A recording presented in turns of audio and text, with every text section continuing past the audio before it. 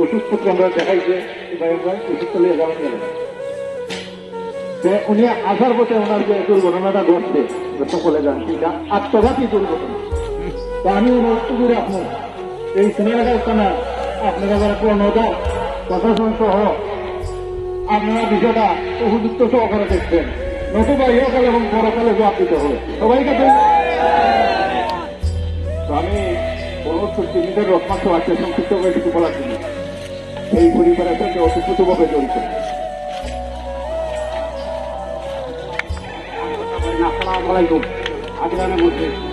আজকে দা টানা আমরা হাজির হাকিম ভাই দীর্ঘ কয়েক বছর আগে 18 সালে ওইগুলো সব তারা কুল করছিল খালের গঙ্গা তারা এই এলাকার সন্ত্রাসী এদের যারা যারা আজকে লোকানোর মধ্যে হাজির হয়েছে তারা সকলে প্রতিবাদ করতে হবে।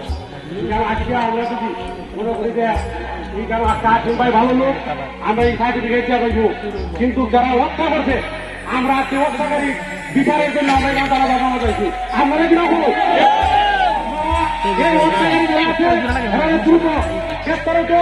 আর আমরা সার্বিক সহযোগিতা করার জন্য আপনারা সবাই এক থাকবেন, সকলের সুস্বাস্থ্য কামনা করি।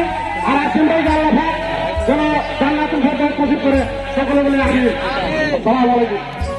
তো আমরা দেখতে পাচ্ছি আমাদের সাথে একজন মেহমান 1 নম্বর কাজে পরিষদের সাবেক চেয়ারম্যান জনাব মাওলানা সাদিক সরকারকে সংক্ষিপ্তভাবে কিছু কথা বলছি। তো আমি অনুরোধ করছি আমাদের এই আসন্ন উপজেলা পরিষদ নির্বাচনের ভাইস চেয়ারম্যান পদপ্রার্থী মাওলানা মুফাজ্জল রহমান তিনি কিছু কথা বলবেন। বলুন স্যার।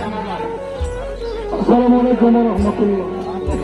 আমি কোনো কথা বলতাম না, আমি খুব মন হত দুঃখিত যে আমরা সোনারগঞ্জ যারা উপজেলা চেয়ারম্যান হইতাম, ভাইস চেয়ারম্যান হইতাম বিভিন্নভাবে, কিন্তু আজকে আমরা একটা মানুষের নিরাপত্তা নাই, একটা মানুষ আমাদের দুঃখে থাকতে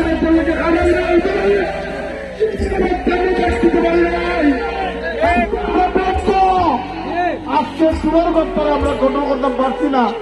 আমি চাই আজকের এই মহান সমুদ্রের মধ্য দিয়ে আমি আল্লাহ চাই সবাই সুচারভাবে এর প্রতিবাদ গড়ে তুলবেন। যারাই হত্যাকাণ্ড করেছে আমরা এরা ফাঁসি করছি ফাঁসি।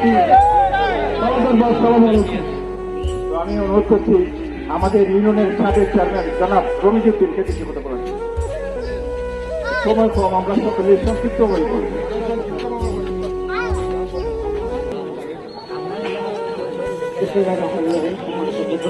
আসসালামু আলাইকুম ওয়া রাহমাতুল্লাহি ওয়া বারাকাতুহু। আসলে অত্যন্ত মর্মান্তিক ঘটনা। আসিম ভাই গত পরশুদিন আমার সাথে দেখা হয়েছে, কথা হয়েছে। আসিম ভাই ঘটনা ঘটতে আমরা কল্পনাও করতে পারি নাই। তো যাই হোক, আজকে আমরা যারা এখানে সমাবেত হয়েছি আমরা উপযুক্ত বিচার দাবি করছি। আসিম ভাইয়ের এই দুর্ঘটনা যারা এই ঘটনা ঘটাইছে তাদের দৃষ্টান্তমূলক শাস্তি হইত। আমরা দৃষ্টান্তমূলক শাস্তি দাবি করছি প্রশাসনের কাছে এবং যারা উচ্চ পদস্থ কর্মকর্তারা আছেন তাদের কাছে আমরা দাবি রাখছি যে আমাদের দৃষ্টান্তমূলক শাস্তি হোক এবং উপযুক্ত তদন্ত সাপেক্ষে এদের ফাঁসি হোক। আমরা এই